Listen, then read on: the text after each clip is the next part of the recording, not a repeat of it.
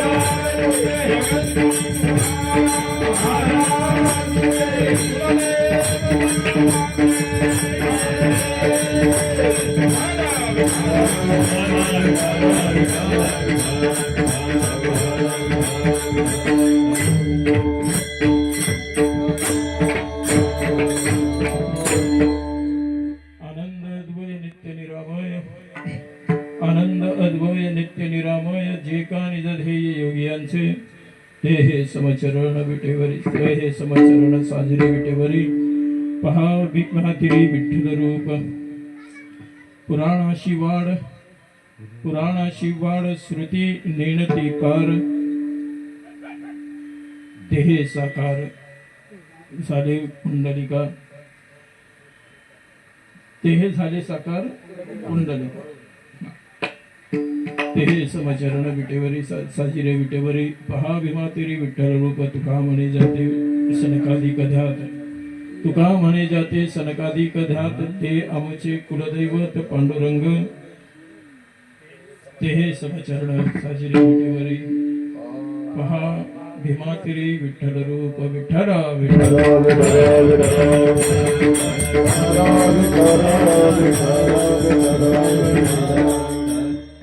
साम्राज्य चक्रवर्ती श्रीमंत सद्गुरू संत श्रेष्ठ तुकाराम महाराज या अभंगाच्या माध्यमातून आपल्याला आपल्या कुलदैवतेचं वर्णन आणि कुलदेवतेची ओळख करून देत आहे. आपली कुलदेवता म्हणजे कोण, आपली कुलस्वामिनी म्हणजे कोण याची ओळख करून देण्याचं काम साधू संतांनी केलं आणि ते काम तुकोबारा या अभंगाच्या माध्यमातून आपल्या सगळ्यांच्या समोर करतायत. विठ्ठल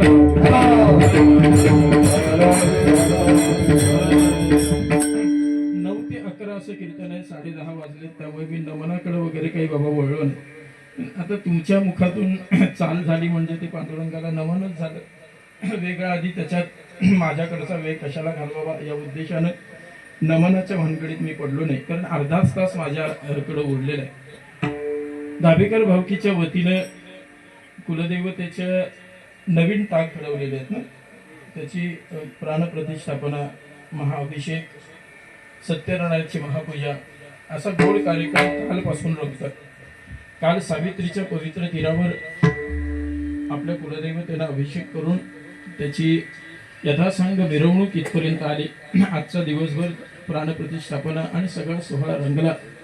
कालपासून तुम्ही सगळेजण दमलेला आहात मला याची कल्पना आहे. आणि त्याचं उत्तम उदाहरण म्हणजे मगाशी हरिपाठात थैतया नाचणाऱ्या आमच्या सगळ्या भगिनी आता घरी जाऊन झोपलेल्या आहेत. कीर्तनाला कोणीही दिसत नाही. त्याच्यामुळे दमलेला आहात हे आता कळतंय मला. त्यामुळे फार वेळ घेणार नाही. 11च्या पुढे जाणार नाही. 11, 11:15, फार फार तर 11:30, 12:30, 1:30 होईल. त्याच्या पुढे जाणार नाही.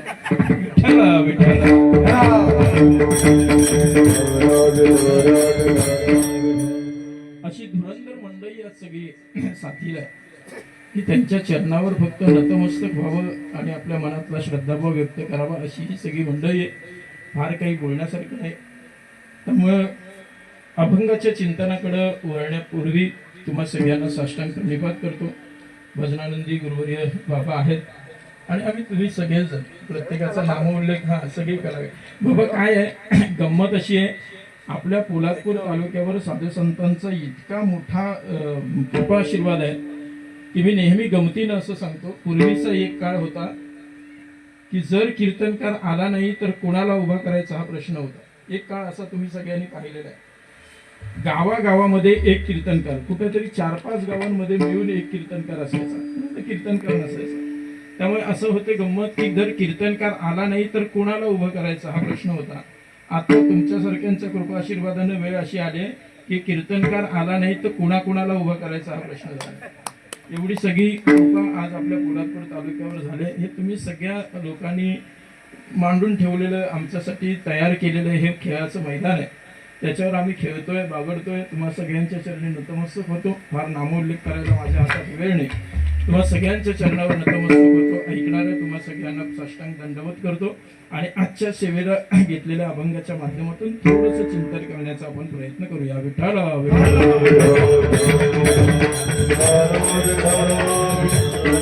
संतश्रेष्ठ तुकाराम महाराज आपल्याला ओळख करून देतात आपल्या आराध्य दैवतेची, आपल्या कुलदैवतेची. कुलदैवत हे म्हणजे काय हे जर मला वेळ मिळाला तर मी थोडंसं सांगण्याचा प्रयत्न करणार आहे. तत्पूर्वी अभंगाचा जो मुख्य गाभा आहे, जो मुख्य अर्थ आहे, त्याच्याकडे आपण थोडंसं वळ.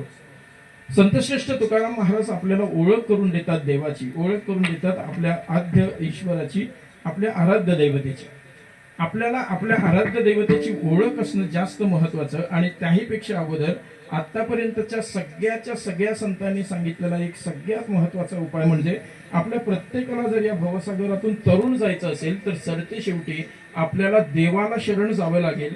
इथपर्यंत आपल्याला संतांनी आणून ठेवलं. शरण जाऊ धारा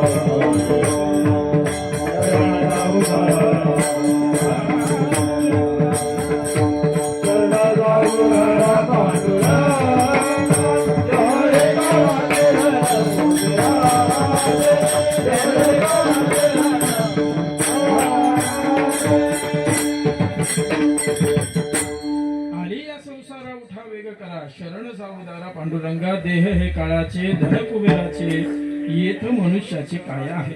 आता हे पुढचं सोडून द्या. येथ मनुष्याचे काय आहे, धड हे काळाचे वगैरे हे सगळं सोडून द्या. कारण इथं तुमचं काय आहे असं बोललं की माणसातला पाटील जागा होतो आणि तो म्हणतो माझ्या गावात आला आणि मलाच म्हणतो इथं काय आहे माझं, सगळं तुमचंच आहे. पण संतांनी केलेलं शरण जा हा उपदेश आपल्याला जास्त महत्वाचा आहे. आपल्या सगळ्यांना जर या भवसागरातून तरुण जायचं असेल तर देवाला शरण जावं लागेल. तुकोबारायांची भाषा आहे. म्हणहोनी शरण जावे, म्हणहोनी शरण जावे, म्हणहोनी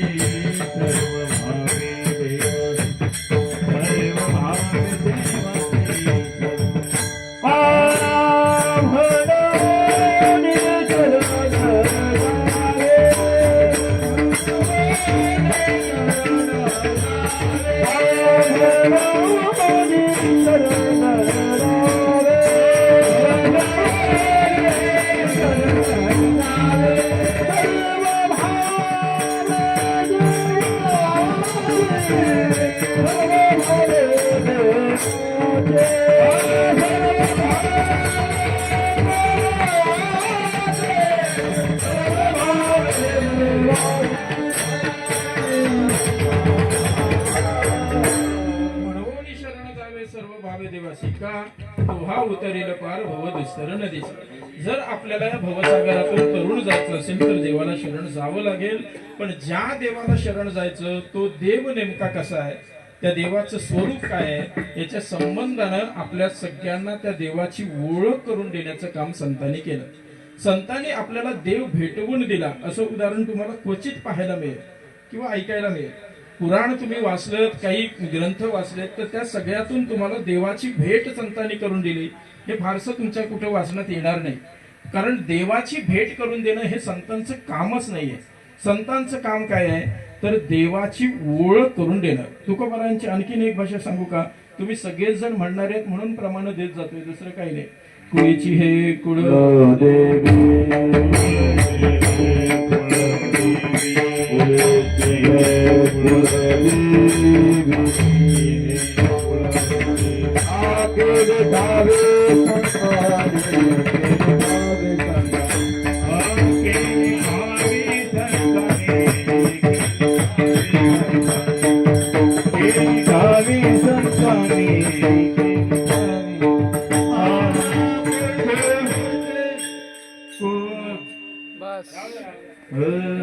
कुळचे हे कुळ देवी, कुळचे हे कुळ देवी, कुळचे हे कुळ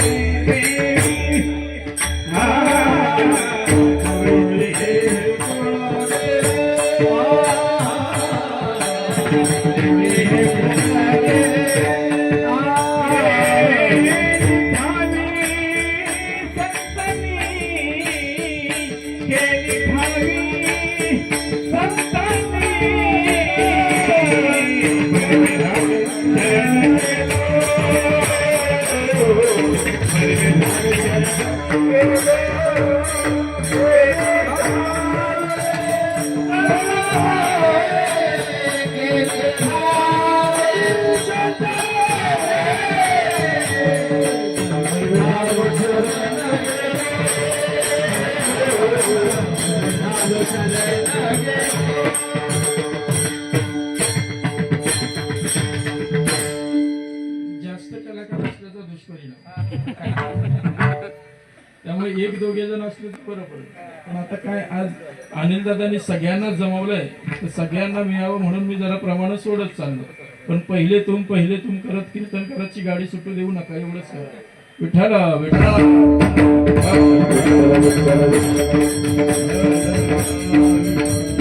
वारकरी संप्रदायाच्या संतांनी काय केलं असेल तर ते आपल्याला देवाची ओळख करून देतात. हा देव कसा आहे, त्या देवाचं स्वरूप काय आहे, त्या देवाचं कार्य काय आहे, देवाची ओळख होणं जास्त गरजेचं आहे. ओळख हा प्रकार असा आहे, माझ्याकडे आता प्रस्तावनेला वेळ नाही जास्त. ओळख ही दोन्ही बाजूने असली तर कामाची आहे. एका बाजूने असलेली ओळख काही कामाची नाही. एक जण एसटी मध्ये बसला, काय उमरटवरून पोलादपूरला जात होता, बाजूला दुसरा जण येऊन बसला. तो त्याला सांगायला लागला, तुला माहिती आहे का मी कोण आहे? तो म्हटला नाही माहिती बाबा. अरे माझी फार मोठी ओळख आहे, मला काही साधारण समजू नकोस. तो म्हणाला कोण आहेस?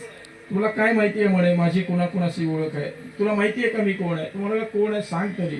तो म्हणाला मला आमदार ओळखतात. म्हणे हो बरं ठीक आहे बाबा, आमदार ओळखत असतील. मला खासदार पण ओळखतात. तो म्हणाला ठीक आहे बाबा ओळखत असतील. अरे मला पंतप्रधान पण ओळखतात. मग मात्र तो उठून उभा राहिला. म्हणलं एसटी मध्ये बसलायस आणि गप्पा मारतोस, मला पंतप्रधान ओळखतात, नरेंद्र मोदी ओळखतात. तो म्हणाला खरंच देवाशपथ खोटं नाही सांगत, मला खरंच नरेंद्र मोदी ओळखतात.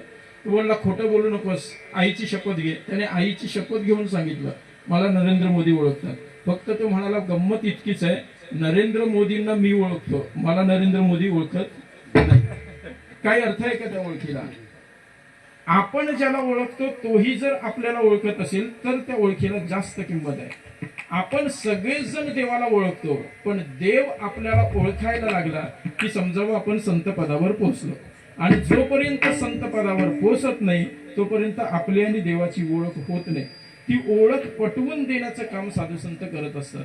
आणि म्हणून या अभंगाच्या माध्यमातूनही एक ओळख आपल्याला साधू संतांनी या देवाची करून दिलेली आहे. त्या देवाचं स्वरूप कसं आहे, ओळख झाल्याशिवाय काही नाहीतर काही हाताला मिळालेलंही फुकट जाण्याची वेळ येते. काय, एक थंडीचे दिवस होते, एक उदाहरणामधून सांगतो. थंडीचे दिवस होते, शेतकरी काय संध्याकाळच्या रात्रीच्या वेळेला काहीतरी शेतीमध्ये काम करत होता. काय करत असेल, काम करता करता करता सकाळची वेळ आली, दव पडायला लागलं. इतकी थंडी वाजायला लागली की आता कुठेतरी जाऊन ऊब घेतली नाही तर थंडीनं कुडकडून मरण्याची वेळ येईल इतकी थंडी वाजायला लागली. मग कुठेतरी शेकोटी पेटवावी म्हणून तो काहीतरी शोधायला लागला. आता दव पडलेलं, सगळंचं सगळं ओलं झालेलं, आजूबाजूला फाटी होती पण फाट्यांवर पण दव पडल्यामुळे ती भिजत नाही. त्यामुळे सुकं काहीतरी मिळतंय का म्हणून तो रस्त्याच्या दिशेनं असा चालायला लागला. बोरजवरून निघाला, बोरज फाट्याच्या दिशेनं निघाला. काही सुकं दिसेना. एवढ्यात कोणीतरी वरून ढवळ्या खोपड करून कोणीतरी मोटरसायकलवरून आला. मोटरसायकलवरून आलेल्याच्या मागे दुसरा जो एक माणूस बसला होता, त्याच्या हातामध्ये एक बॅग होती. त्या बॅगेमधून काहीतरी पडल्यासारखं त्याला दिसलं.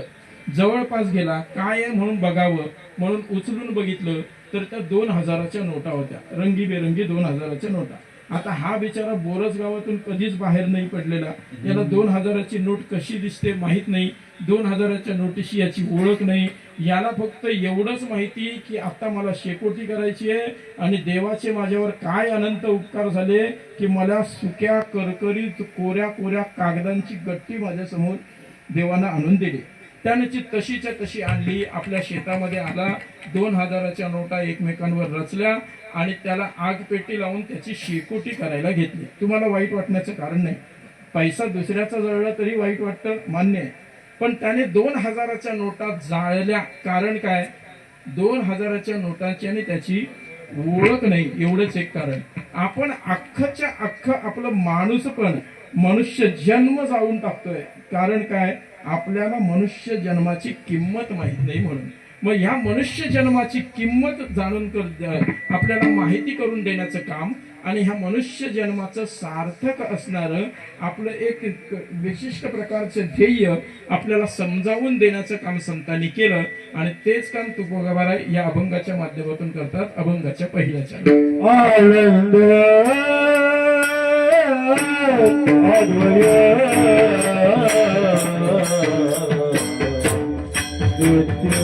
Jai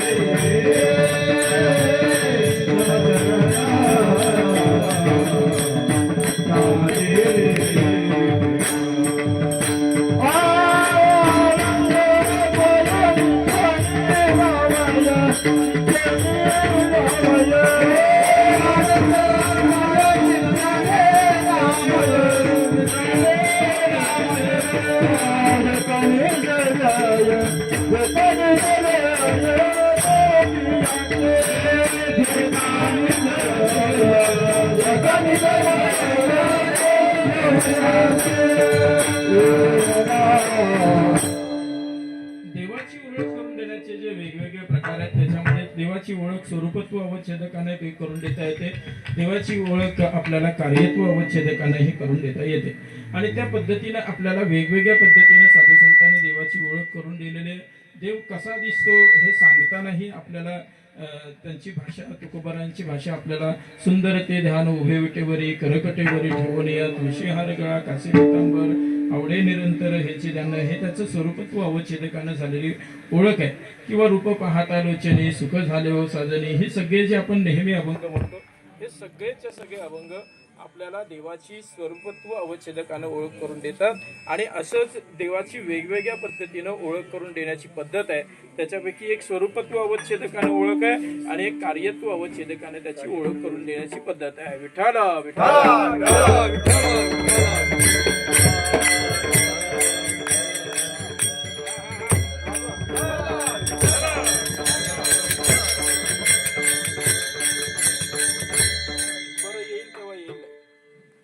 एक स्वरूपत्व अवच्छेदकाने त्याची ओळख आहे, एक कार्यत्व अवच्छेदकाने ओळख आहे. कार्यत्व अवच्छेदकाने ही त्याची ओळख करून दिलेली आहे. या कारणे मी पिता महद्ब्रह्म ही माता अपत्य पंडुसुता जगदंबर, ही त्याची कार्यत्व अवच्छेदकानं कारणत्व अवच्छेदकानं करून दिलेली ओळख आहे. कार्यत्व अवच्छेदकाने ही त्याची ओळख करून दिली जाते. हे पहिले कोटेच नव्हते काही, चंद्र सूर्य तारे नाही, तेरे तेरे ते, हे जे नामदेव महाराजांचं म्हणणं आहे, ही त्याची प्रकारचीच ओळख आहे. म्हणजे देवाची ओळख आपल्याला तीन पद्धतीने करून दिली जाते. एक तर स्वरूपत्व अवच्छेदकानं ओळख करून दिली जाते, एक कारणत्व अवच्छेदकानं ओळख करून केली जाते आणि कार्यत्व अवच्छेदकानं त्याची ओळख करून दिली जाते. हा देव दिसायला कसा आहे, हा देव करतो काय आणि ह्या देवामुळं या जगामध्ये होतं काय, या तीन पद्धतीनं देवाची ओळख करून दिली जाते. आणि ह्या वेगवेगळ्या पद्धतीनं जी देवाची ओळख आहे त्यापैकी तुकोबाराय आपल्याला या अभंगातून देवाचं एक रूप असं सांगतात. खरं तर अभंगाचा सगळा विचार केला तर काही चरणामध्ये तुकोबारायांनी आपल्याला निर्गुण निराकार असणाऱ्या ईश्वराची ओळख करून दिलेली आहे आणि काही चरणामध्ये त्याच देवाचं सगुण साकार रूप आपल्या सगळ्यांच्या समोर मांडलेलं आहे. हा आनंद अद्वय नित्य निरामय हे त्या निर्गुण निराकाराचं रूप आहे असं म्हणावं लागेल. ते हे समचरण साजिरे विटेवरी पहा भीमातरी विठ्ठल रूप, हे त्या ईश्वराचं सगुण साकार असल्याचं वर्णन आहे. आणि पुराणाशी वाढ श्रुतीशी नेणती पार, हे पुन्हा निर्गुण निराकाराचं वर्णन आहे. आणि शेवटच्या चरणामध्ये सनकाधिक धात असं जे म्हटलंय त्या निर्गुण निराकाराचं वर्णन आहे. आणि तेच आमचं कुलदैवत म्हणून पंढरीमध्ये उभं आहे, हे पुन्हा त्याचं सगुण साकार रूपाचं वर्णन आहे. विठ्ठला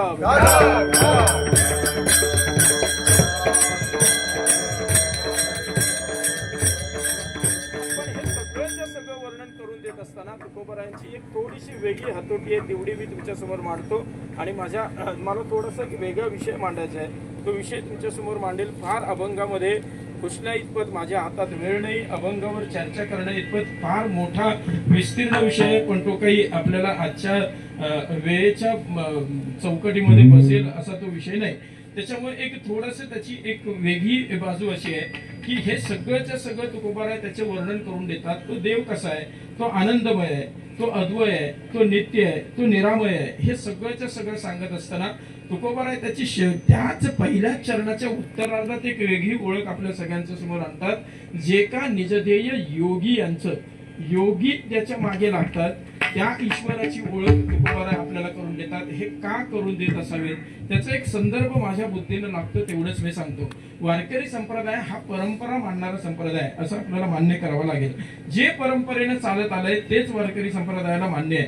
परंपरा सोडून वारकरी संप्रदाय जात नाही. मग वारकरी संप्रदायाची परंपरा काय आहे तर ज्ञानेश्वर महाराजांपासून सुरू झालेला वारकरी संप्रदाय, ज्ञानेश्वर महाराजांनी जशी ओळख करून देवाची दिली तशीच ओळख नंतरच्या काळामध्ये बाकीच्या संतांनी द्यायला सुरुवात केली. आणि तुकोबारायांनी या अभंगाच्या माध्यमातून जर योग्यांचं निजध्येय म्हणून त्या ईश्वराची ओळख करून दिली असेल तर त्याचा कुठेतरी संबंध ज्ञानेश्वर महाराजांकडे लागावा की न लागावा याचा थोडासा विचार केला तर एका अभंगाच्या माध्यमातून आपल्याला तो संबंध लावता येतो. तुकाराम महाराज इथं आपल्याला सांगतात की देव, ज्या देवाचं मी तुम्हाला वर्णन करून सांगतोय तो आनंदमय आहे, तो अद्वय आहे, तो नित्य आहे, तो निरामय आहे, पण तो योगियांचं निजध्येय आहे, तो योगियांचं देवांचा आधार घेऊन सांगण्याची जी पद्धत तुकोबारायांनी इथं अवलंबली ती पद्धत म्हणजे परंपरेनं ज्ञानेश्वर महाराजांकडून आलेली पद्धत आहे की काय असं म्हणावं लागेल. कारण ज्ञानेश्वर महाराजांनी ज्या वेळेला देव पाहिला, देवांचा देव देखिला अशी अनुभूती जेव्हा लोकांच्या समोर मांडली त्यावेळेला तो मला दिसलेला देव कसा आहे हे सांगताना योग्यांकडेच बोट दाखवलं आणि मग ते पुढे गेले. योगिया दुर्लभ तोम्या दिला साधन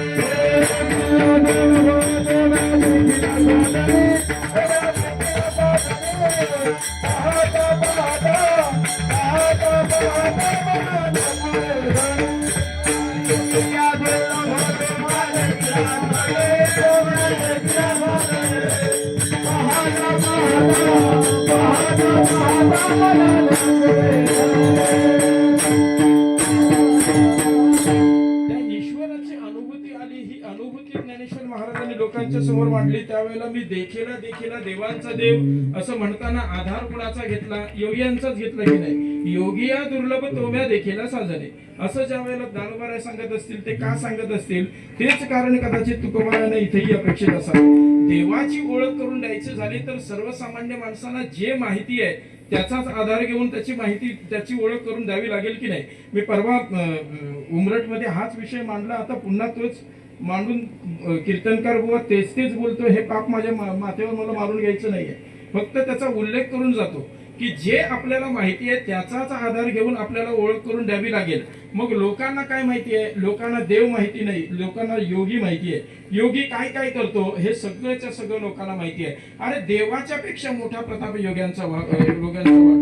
स्वर्गीच्या आलोचे ऐके, समुद्रा पलीकडले देखे, मनोगत ओळखे मुंगीची योग्यांच्या बाबतीत त्यांचं वर्णन आहे. मग हे जर सगळ्याच्या सगळं योगी करत असतील तर या जगामध्ये सगळ्याच्या सगळ्या लोकांना श्रेष्ठ कोण वाटतो? तर योगी वाटतो. का? तर तो पाण्यावरून चालतो, तो आकाशात उडतो, तो स्वर्गातला ऐकतो, सगळंच्या सगळं करतो. या योग्यापेक्षा श्रेष्ठ या पृथ्वी तलावर कोणी नाही असं लोकांना जर वाटत असेल तर त्याचाच आधार घेऊन साधू संत आपल्याला देवाची ओळख करून देतात. पहिली ती ज्ञानेश्वर महाराजांनी करून दिली की योग्यांनाही दुर्लभ आहे असा देव आम्ही पाहिला. तुकोबाराय त्याच परंपरेने चालणारे संत, म्हणून तुकोबाराय ही आपल्याला ओळख करून देताना देवाचं विशेषण तर सांगतात. तो आनंदमय आहे, तो अद्वय आहे, तो नित्य आहे, तो निरामय आहे, पण त्याहीपेक्षा अधिक महत्वाचं म्हणजे तो योगियांचंही निजध्येय आहे. कारण तो योगियांनाही सापडत नाही, इतका अलौकिक आहे, इतका दुर्लभ आहे, म्हणून तो सगळ्यात जास्त महत्वाचा आहे. विठ्ठल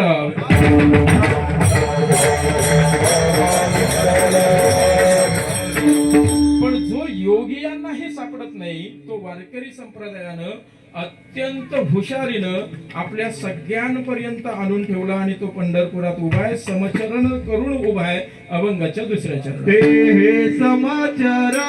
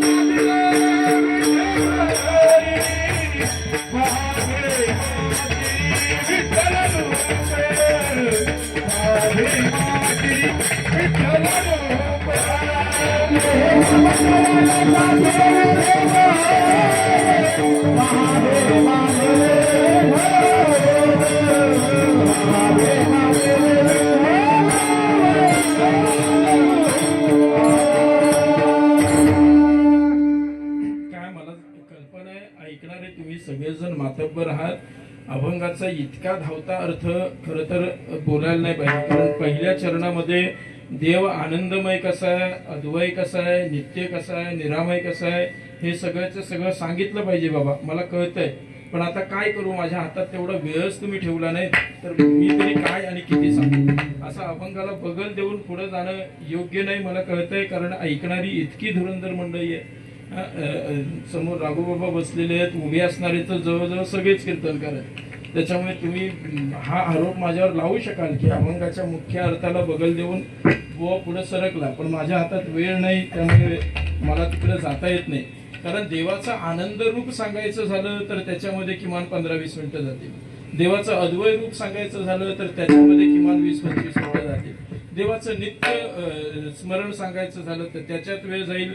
तर नित्य निरामय कसं आहे हे सांगायचं झालं तर म्हणजे एक किमान पाऊण तासाचा वेळ तर ह्या 3 शब्दांमध्येच आहे. पण आता इतका वेळ तुम्ही माझ्याही हातात दिला नाही, त्याच्यामुळे आपण तो विषय बाजूला ठेवू. मला एक महत्वाचा विषय जरा पुढे मांडायचा आहे, म्हणून मी एक धावता अर्थ फक्त तुमच्यासमोर मांडतोय. तुकोबारायांनी आपल्याला एक देवाची ओळख करून दिली. तो आनंदमय, तो अद्वय, तो नित्य निरामय, तो योगियांनाही दुर्लभ आहे, असा एक अत्यंत महत्वाचा विषय म्हणजे पांडुरंग जो निर्गुण निराकार रूपामध्ये आजपर्यंत सगळ्यांनी पोचला, पण तो सगळ्यांना कळावा, सगळ्यांना त्याचं पूजन करता यावं म्हणून तो सगुण साकार रूपामध्ये आपल्यापर्यंत घेऊन आली ती संत मंडळी, ज्याचं वर्णन आजपर्यंत पुराणांनाही करता आलं नाही. श्रुतीही त्याच्यापर्यंत त्या श्रुतीची वाचा पोचली नाही.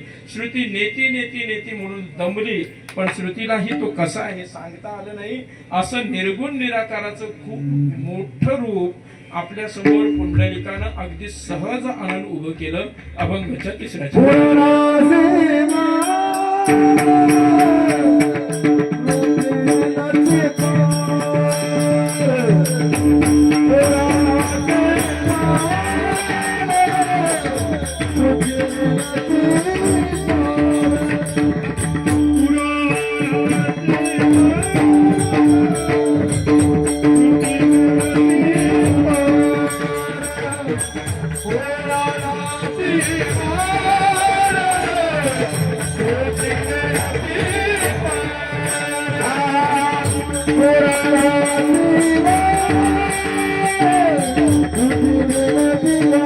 Oh,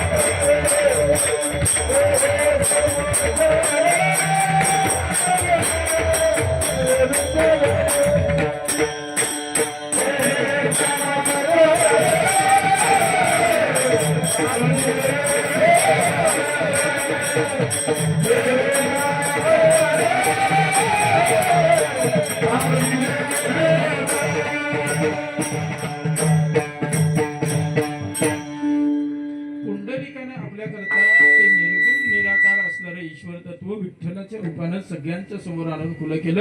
कारण आपल्या प्रत्येकापर्यंत ते तत्व कळावं, आपल्या प्रत्येकाला त्याची पूजा करता यावी.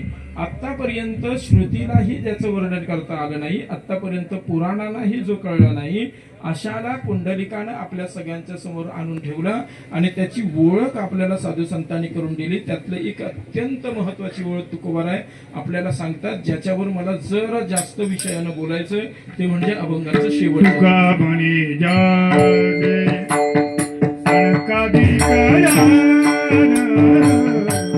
तुका म्हणे जागे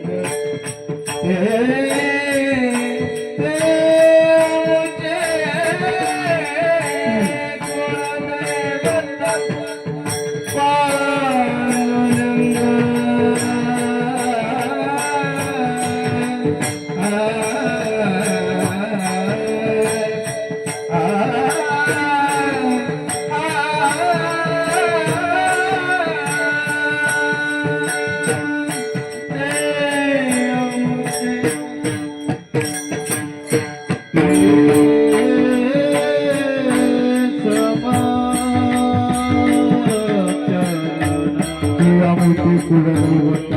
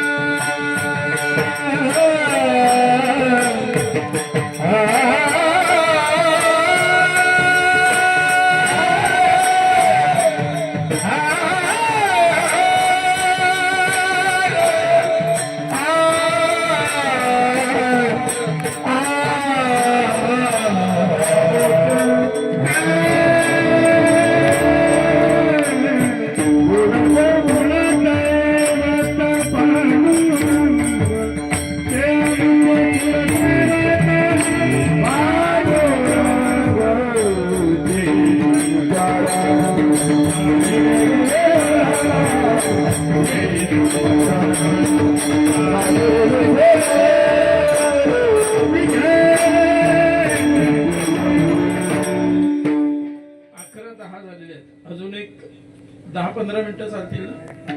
एक फक्त मला महत्वाचा मुद्दा तेवढा मांडायचा आहे. संत शिष्य तुकाराम महाराजांनी आपल्याला या अभंगातून देवाची ओळख करून देताना, त्या ईश्वराची ओळख करून देताना मांडलेला हा शब्द मला जास्त महत्वाचा वाटतो. ते हे आमचे कुलदैवत पांडुरंग.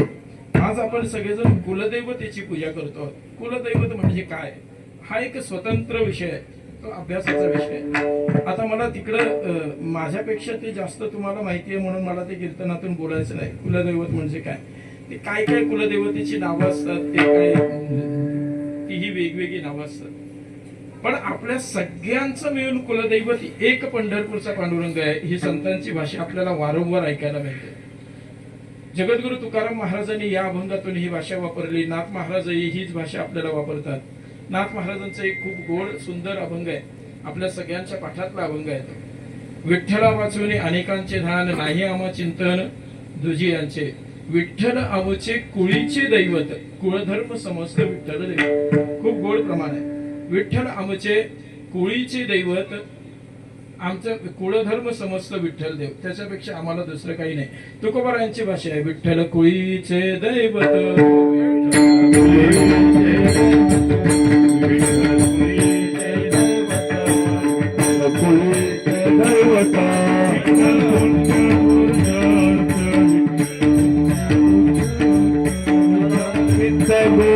चित्त विठ्ठल विठ्ठल पुण्या पुरुषार्थ विठ्ठल पुण्या पुरुषार्थ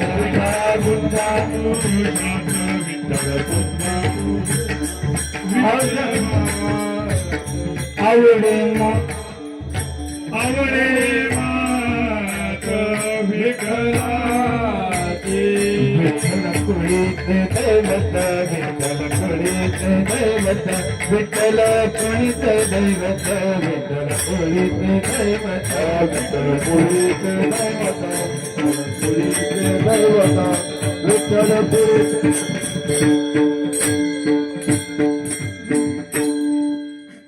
अवघ्या महाराष्ट्रानं ज्यांना भजनानंदी म्हणून गौरवलं ते समोर आहेत, पण त्यांच्या समोर अभिमानानं सांगतो, चौकडीचे अभंग बोलावे तर ते माझ्या बाबांनीच बोलावे. त्यांनीच जावे, त्यांनीच म्हणावे. एक वेगळी काय, आता ते जाऊ द्या, त्या उरल्या त्या आठवणी म्हणायच्या आपण फक्त. विठ्ठला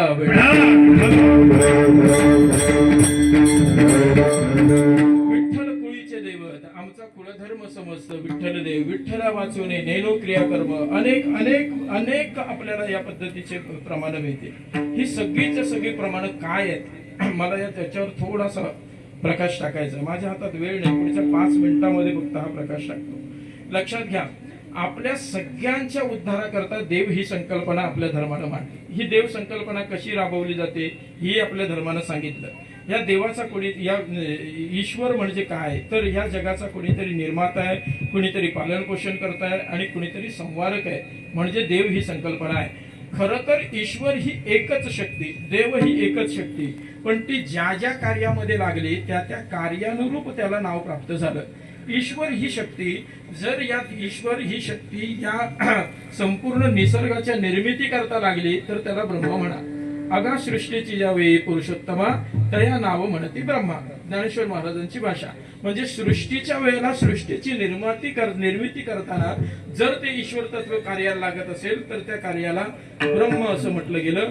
हे ईश्वर तत्व जेव्हा या सृष्टीचं पालन पोषण करायला लागलं तेव्हा त्याला विष्णू असं म्हटलं गेलं.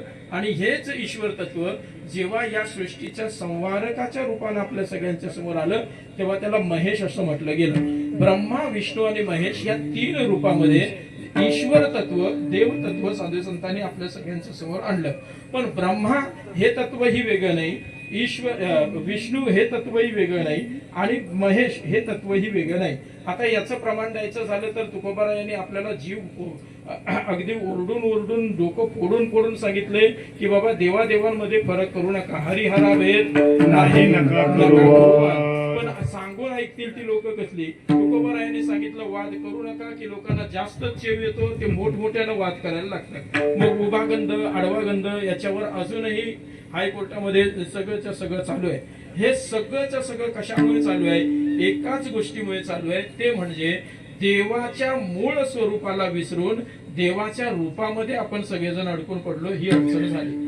देव वेगवेगळ्या रूपामध्ये आपल्या सगळ्यांच्या समोर आला, पण ती रूप आपल्या सगळ्यांना त्याची भक्ती करता यावी म्हणून त्यांनी घेतलेली रूप आहेत हे आपण विसरून गेलो आणि मूळ ईश्वर तत्वाकडे आपण पाठ फिरवली आणि त्याच्या रूपामध्ये आपण अडकून पडलो.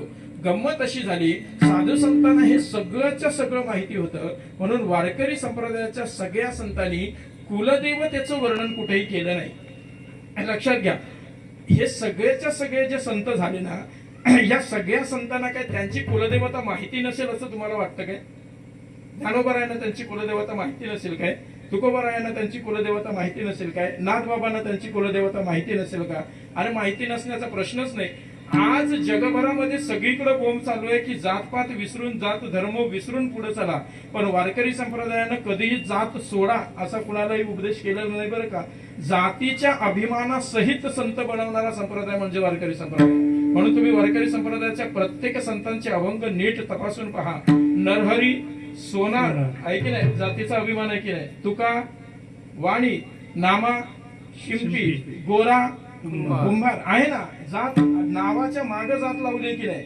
मग ज्यांना जात माहिती आहे त्यांना कुलदेवता माहिती असेल काय? असणारच ना.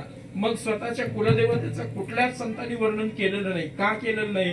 कारण त्यांना माहिती होतं आपली कुलदेवतेचं वर्णन केलं की अभिमान जागा होतो आणि जिथं आपलं श्रेष्ठ वाटतं तिथं दुसऱ्याचं कनिष्ठ वाटायला सुरुवात होते आणि मग भांडणाचं मूळ तिथं असतं.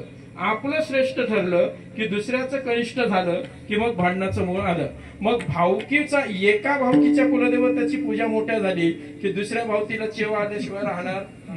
माझं बोलणं लागेल तुम्हाला पण काय नाहीला जरा एका भावकीची कुलदेवतेची पूजा मोठी झाली की दुसऱ्या भावतीला चेव येणार. तो म्हणणार यांनी 10,000चा बुवा आणला, आता मी 20,000चा आणून दाखवतो. मग हे भावकीतलं राजकारण वाढू नये म्हणून हे सगळ्याच्या सगळे कुलदैवत बाजूला ठेवले आणि एक कुलदैवत आपल्या समोर वारकरी संप्रदायाने आणून ठेवलं, ते म्हणजे पंढरपूरचा पांडुरंग विठोबा.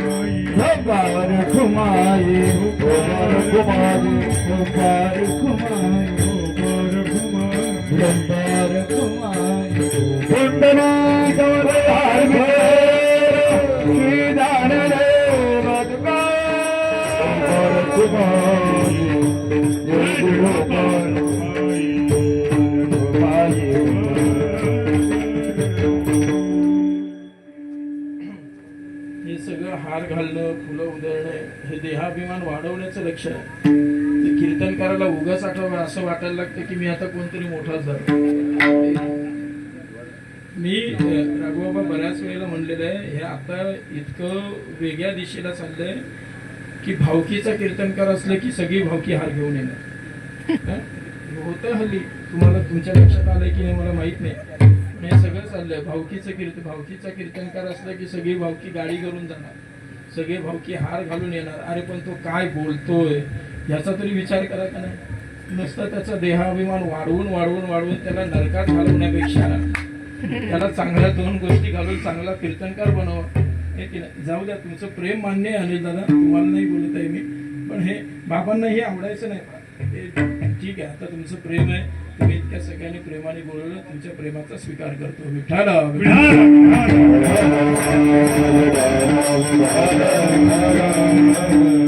सगळ्यांना वारकरी संप्रदायानं कुलदेवता म्हणजे काय हे समजावून सांगितलं. ही कुलदेवता ही प्रत्येकाची वेगवेगळी कुलदेवता आहे. प्रत्येकाचं जसं कुळ तसं त्या कुलाची देवता. पण ह्या सगळ्यांचा जर आपण शोध घ्यायला गेलो तर अंततोगत्वा त्याच ईश्वरापर्यंत जाऊन हे सगळं पोचतं.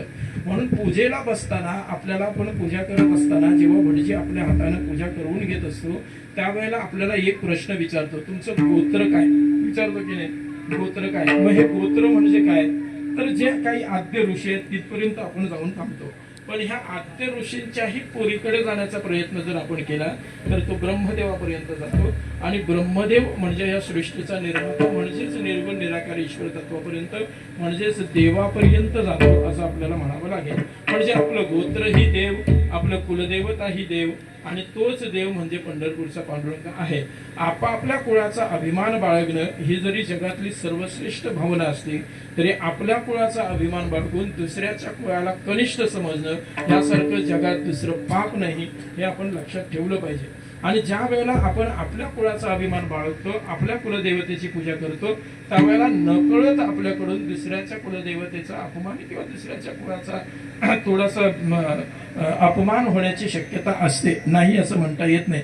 म्हणून आता काय आहे, आपल्या गावामध्ये प्रत्येक गावामध्ये पाटील आणि पाहुणे ही पद्धत आहे की नाही. मला गुजरातला माहित नाही, मी बाकीचं म्हणतोय. पाटील आणि पाहुणे ही पद्धत आहे की नाही. मग पाटलांचं कुलदैवत वेगळं आणि पाहुण्यांचं कुलदैवत वेगळं, म्हणजे अपमानाची भाषा आली की नाही बाबा. मी बोलतोय ते चुकीचं असेल तर मला सांगा. पाटलांचं कुलदैवत वेगळं आणि पाहुण्यांचं कुलदैवत वेगळं असं जर समजत असू तर कोणीतरी श्रेष्ठ आणि कोणीतरी कनिष्ठ हा प्रकार आपण करतोय की नाही, हा होऊ नये म्हणून तर वारकरी संप्रदायाने एक कुलदैवत सांगितलं. एक कुलदैवत आपल्या सगळ्यांच्या समोर आणून ठेवलं आणि तो म्हणजे विठ्ठल पंढरीश परमात्मा, जो एक आल्यानंतर मग तिथं काही भेदाचे काही म्हणून तर तो अद्वय असंही म्हटलं, त्याच्यामध्ये द्वैत नाही. आणि असा अद्वय पंढरीश परमात्मा आपल्या सगळ्यांना कुलदैवत म्हणून आपल्या वारकरी संप्रदायाने मान्य करून दिला आणि तोच पंढरीश परमात्मा वेगवेगळ्या रूपानं नटला. त्यापैकी जी काही वेगवेगळी रूपं आहेत ती आपण कुलदैवतेच्या निमित्तानं आपल्या पूर्वजांनी सांगितलेल्या पद्धतीनं पूजतो. ही सगळी कुलदैवत आपल्या सगळ्यांच्या वर कृपाहस्त ठेवून आहेत. ती अधिक काळ अशीच राहावी. दावेकर भावकीच्या वतीनं आज कुलदैवताचे नवीन टाक घडलेले आहेत. त्यांची प्राणप्रतिष्ठापना झालेली आहे. हे कुळ हे एक संपन्न कुळ आहे. हे एक ऐतिहासिक कुळ आहे. या ऐतिहासिक कुळाला अधिक संपन्न या कुलदेवताने करावं, पंढरीश परमात्म्याने करावं अशा शुभेच्छा आज या निमित्तानं आपण सगळेजण या दावेकर भावकीला देऊ आणि झालेल्या सेवेला पूर्णविराम देऊ. ज्ञानेश्वर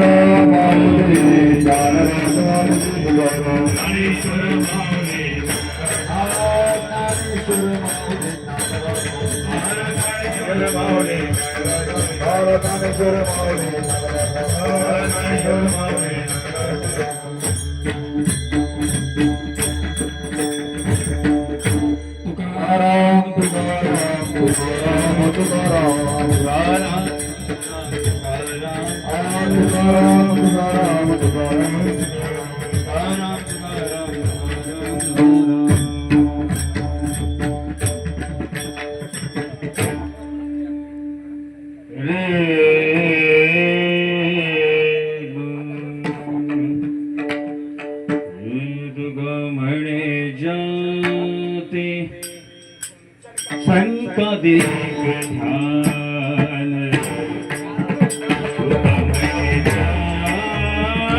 ध्यान हुकम जाते संकदिक ध्यान हुकम जाते संकदिक बन जाते सनकाती